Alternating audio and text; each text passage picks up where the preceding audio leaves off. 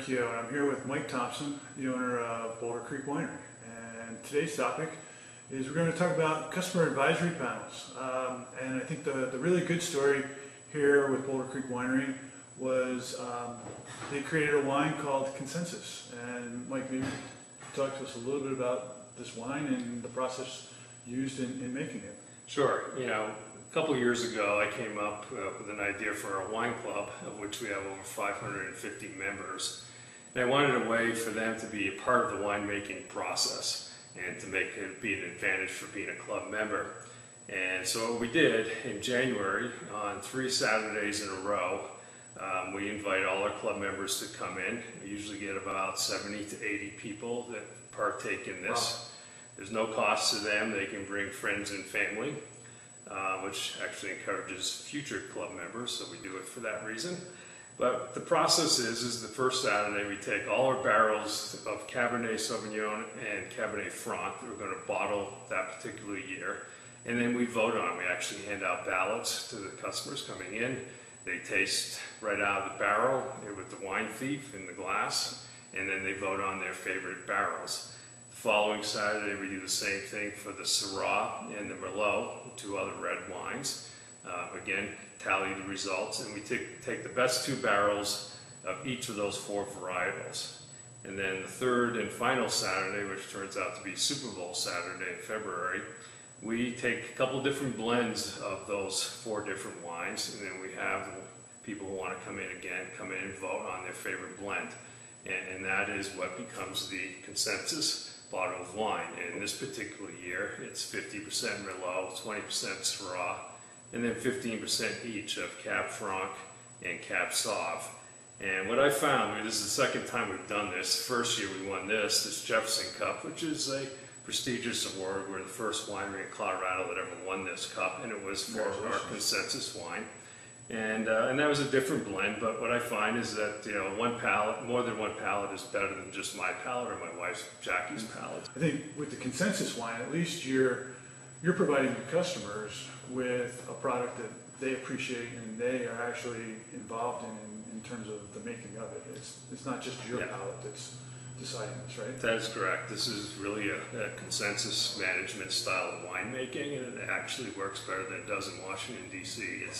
It's very successful. You mentioned it's very successful. You've got the Jefferson Cup as a proof positive of this.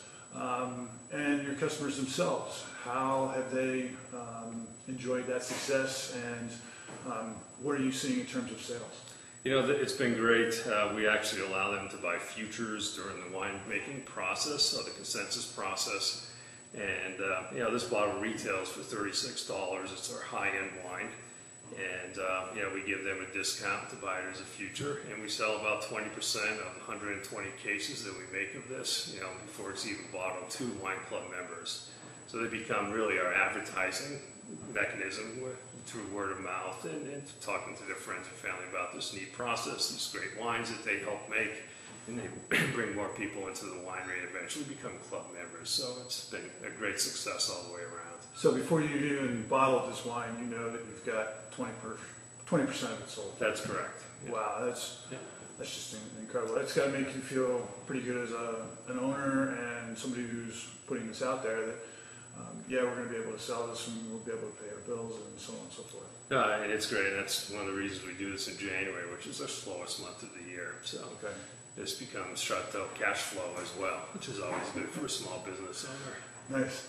You touched a little bit upon the word-of-mouth advertising and stuff. What kind of loyalty are you seeing from your customers, and with them being part of the wine club? They're coming back, year after year. Like every club, you have some people that drop off, but overall, we have some really loyal customers that continue. They've been with us. We've been open for 9 years, just coming up on 9 years, and we've had customers been with us for 6, 7, 8 years. Wow. Yeah. That's a pretty good testament. Do you think that involving the customer in the creation process is a big part of getting that loyalty? I think it is. It makes us stand out a little bit different than other wine clubs where you're going to get 2 bottles of wine 4 times a year. you're going to actually get to make the wine with our club. Excellent. Yeah. That's some pretty powerful stuff. It's great. It's a lot of fun, and I look forward to doing it again this coming January. See what we can come up with next. So. I wish all products were as easy to get customers to come in and give you feedback on as wine. But I really liked the story around how you were getting consensus, and it really shows the power of getting your customers involved in the making of the product. Yeah, it really does. So I appreciate your time and sharing your process with us today. Yeah, my pleasure, Larry. Thanks very much. Thank you.